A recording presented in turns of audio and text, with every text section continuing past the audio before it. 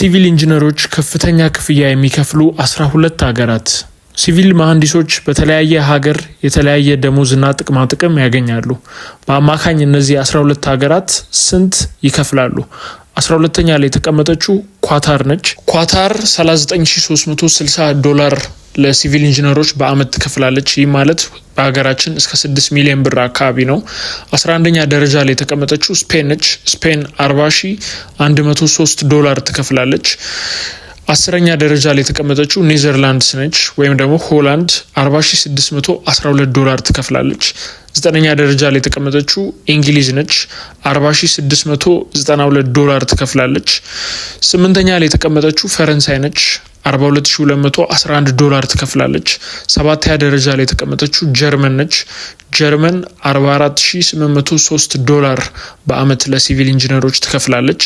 6ኛ ላይ የተቀመጠችው ካናዳ ነች። ካናዳ $47262 በአመት ትከፍላለች። 5ኛ ላይ የተቀመጠችው አውስትራሊያ ነች። አውስትራሊያ $54155 በአመት ለሲቪል ኢንጂነሮች ትከፍላለች። 4ኛ ደረጃ ላይ የተቀመጠችው ዩናይትድ ስቴትስ ኦፍ አሜሪካ $62019 በአመት ለሲቪል ኢንጂነሮች ትከፍላለች። 3ኛ ላይ የተቀመጠችው ኖርዌይ ነች። ኖርዌይ $67154 ለሲቪል ኢንጂነሮች በአመት ትከፍላለች። 2ኛ ደረጃ ላይ የተቀመጠችው ዴንማርክ ነች። ዴንማርክ $71565 በአመት ለሲቪል ኢንጂነሮች ትከፍላለች። 1ኛ ላይ የተቀመጠችው ስዊትዘርላንድ ነች።